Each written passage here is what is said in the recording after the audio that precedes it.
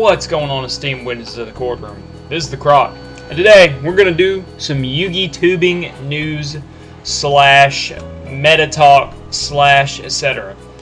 Now, feel free to find anything that I say in this not to be confirmed or what have you. The main thing we're going to cover is the meta coming up and how Konami wants 3 decks to basically hoard the format for the rest of the year. And they pretty much have guaranteed in this little lovely post, which I'm going to link in the description, they go over the Noble Knight support, which no one cares. And basically right here, projected by Konami, Shaddolls, Cleforts, and Noble Knights. The only thing kind of surprising there is Noble Knights, except for the fact that they make Konami a ton of money because their cards are very expensive. Now, I was trying to think with my workmates the other day, these tier 2s, when I was thinking the other day, and it's actually pretty standard: Yang Zing, Bujin, and Satellar. Now, the cool thing about a meta being so simple, there's 2 really good things about it. The first is siding is incredibly easy, especially if you can side things that can help against multiples of these. Now, this caught my attention very strongly. Yang Zings could possibly be tier 1 by World Championship Qualifier 2015 season. So, I got a question, Konami. Why do you keep giving support to things that obviously do not need it? Now, also feel free to correct me on this next point that I'm about to make about trains. Konami's going to throw a really dick move into the mix, and they're only going to bring out the Field Spell and Daracane, with the original Japan name, in this next set. Now, I understand Ruffian already existed, and I don't know if Charlie Ollie is already here, but even if we only get a couple of cards and can't use the full extent and power of trains, that's just kind of a sad thing. Now, there are some other things. Obviously, you already know Synchro options for Burning Abyss. I mean, look at Virgil. This concerns me a lot. The remaining 2 Shaddolls to come out are going to be incredibly relevant to the archetype. Again, I go back to the fact of fusion summoning being a thing, or not fusion summoning, I'm sorry. The fact that decks that don't need support continue to get more support. Now, this is a big part. Other than the meta, I want to talk about siding a little bit, but I'll get into that in a minute. I want to go over this information right here. The Crossover Souls leak. This is going to be February 14th, 2015. I don't know if that is the OCG release date or this one. But this right here caught my eye immediately. Okay, so Necros is already confirmed. Oh, okay. I didn't see that earlier, so I'll cover that in a minute. But Necros being confirmed and them having a Sophia, those of you that don't know the regular Sophia, it's incredibly hard to summon. So it looks like a lot of incredibly hard to summon type of monsters are getting Necros forms.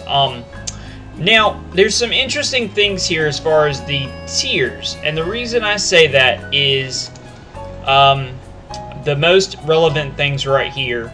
Cyber Dragons are getting OCG World support cards along with a new XYZ monster that can Chaos Summon on top of Cyber Nova, in addition to a new fusion. So that's a really big deal.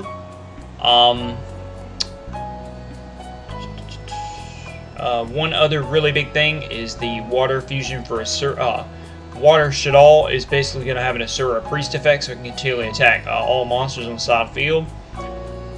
And there's some new Monarch support coming out, which is really, really cool. They're going to be the Vassal support. And the Zephyr monsters. Now, I was talking to a Yu-Gi-Oh acquaintance of mine. This guy's really good. I've actually sent him a deck request, so maybe you'll see that at some point. I'll link it and let you guys know in a future video when he does post it, and if he does, I will link that and give him full credit for that. But they're the Zephyr monsters. Now, they're pendulum themes that is going to contain the Teller Knight, Shaddol, Necros, Yang Zing, and Ritual Beast. They're kind of just mix and matching at this point. And apparently there's a new Secret monster in Crossover Souls.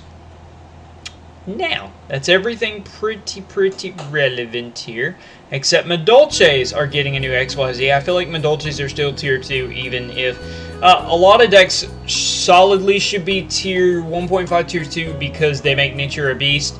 Nature a Beast shits on the main 3 decks in the format, Shaddolls, Cleforts, and Noble Knights.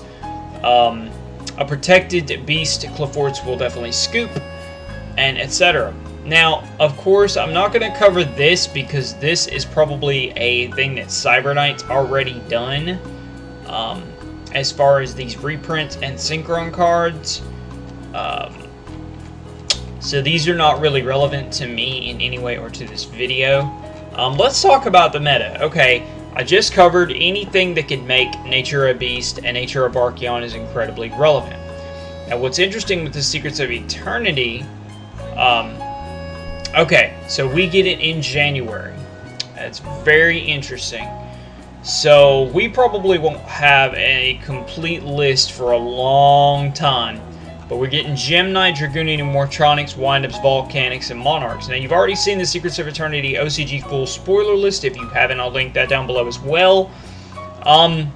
Noble Knights just recently got relevant. That's the one that really took me off guard. But Merlin and Boudoir and a couple of the other Noble Knights really boosting this archetype. Now, I find Noble Knights to be a deck that you really have to understand to run.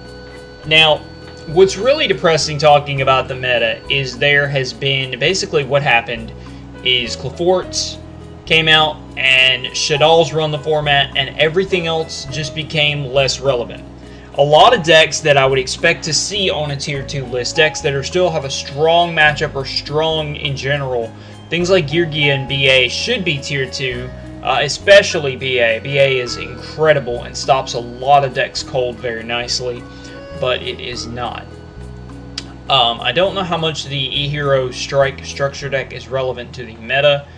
If Stratos ever came back, that would be pretty cool. But anyways, meta-wise, I think it's interesting that Yang Zings are going to be high tier 2, if not tier 1, so they're going to get a lot of support. Shadals are going to get even more support, so they're going to stay ranked.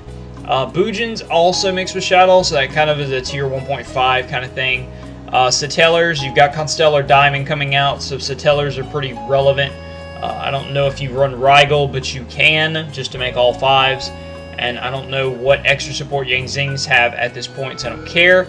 Another thing really surprising meta-wise that Burning Abyss is going to drop is because of the fact of the new spell card that is released in the... Is it the extra set of Tribe Booster? It's a newer... the Burning Abyss of Good and Evil. New spell card. And it's going to be a drop. So that's very interesting information. Fire King getting support too. And also the Pendulum Zephyrs having the DDD effects is very interesting as well.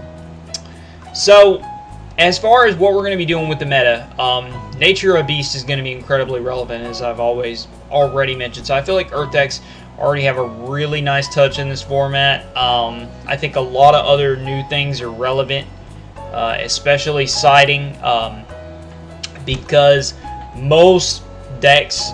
Everything hits Graveyard, everything hits Special Summons. Those are two things you always want to side for. Whether that be your Fossil Dynas, whether you main board Vanities, whether you are kind of disaster-oriented and you go, you know, Kokaimeru Drago, or you go Vanities Fiend.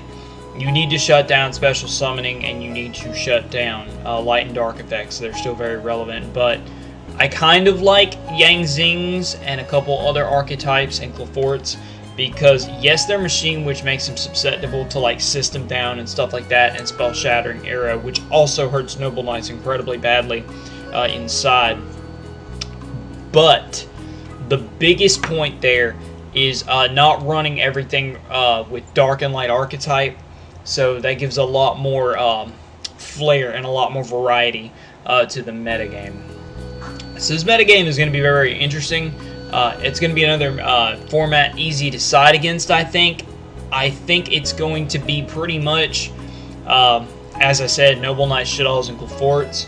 I guess you could see some Boojin Shadow Splash. You might see some Satellar Shadow Splash. And that's going to be the main meta that you're going to see. I think there's probably 3 or 4 decks outside of that main meta that you might see try to creep its way in. I will have to say it's kind of depressing to see a lot of decks fall off the map. Mermel Hat, Evil Swarms, etc., etc. So I hope you guys have enjoyed this meta talk and the future of Yu-Gi-Oh!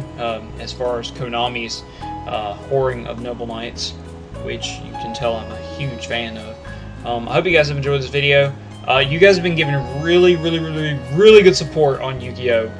For someone who really doesn't do it, but I've come to the point that I'm going to enjoy the channel for what it is, and if I want to post, I'll be able to post. If not, I now work full-time, those of you that don't know, so that definitely tags into it, sometimes 10-11 hours a night. This is one of my nights off, and then I've got one more, and then I got to get back into it. Now, what's been crazy as far as uploads lately has been, you know, you've had Thanksgiving and Black Friday on the same week, so you guys obviously know that's incredibly relevant to anyone who shops and or works in a retailer such as, you know, Target, Walmart, somewhere big like that with big Black Friday bash. So that's definitely encompassed this particular week of working. Usually it's on 5 off 2 or on 4 off 1, work 1 off 1. But this week's been really weird. It's been on 6 off 2, just as an additional day, and I guess it's just because you have had all those holidays, plus, you know, everybody had Thanksgiving, everybody had turkey and everything, so that was a thing. And you had all that together, and a failed attempt of my parents coming over. It's just been one cluster after the other, and had an inspection, so I had to get the apartment clean, or Lexx clean to the apartment because Daddy works full time. Had to get that under wraps as well. So that's a lot of things that have relevated to not having a video. So a couple small other points, and I'll let you guys on your merry little way. The very first point that I'd like to make, I was very disappointed with Omega Ruby Alpha Sapphire's turnout as opposed to when X and Y started as far as the first video. There was a lot of support, and I appreciate that so much. You guys have no idea. But again, it's not anything like the X and Y hype that we had in the beginning. I worked about 6 hours on layouts, music, overlays, outros, etc. Now, interesting enough, Showdown has announced an anything goes meta, which is really cool for people that are so dunderheaded and don't realize that things are not broken. Competitive players will disagree, but it definitely opens a new form of meta, and it's easier to do Theme Team Tuesdays because you don't have to search for a tier or say, hey, I'm bringing 6 cast form, hey, I'm bringing this Mega Rayquaza or anything. You just play and enjoy the game for what it is, and I will definitely be playing on that. So I'm definitely going to bring some more of that and some stuff. I did have some Super Smash Brothers. I still do have some Super Smash Brothers Wii replays to record or to commentate. My good buddy Ben asked me about that. Like I said, I know it seems like I've just been dead, but I've just been incredibly busy, working about 11 hours a night. My last hours was like 98. You know, you do 40 hours a week. You guys do the math. It's a lot. 92, 98, I forget, something like that. But 92 is still a lot in 2 weeks. So with all that, I hope you guys have enjoyed, and I hope you guys had a wonderful turkey day, and it's good to see you guys, and I hope I get a lot of support on this video. Feel free, it's my view of this. All this could be complete, well, not all of it, but a lot of points if it could be BS. I can see where they're going because they're trying to maximize their profits with Noble Knights, some of the cards being $20, $30, $40. So, if you do play Yu-Gi-Oh, please leave your comments down below. It's kind of a hidden legion, but we are Yu-Gi-Tubers around the bend.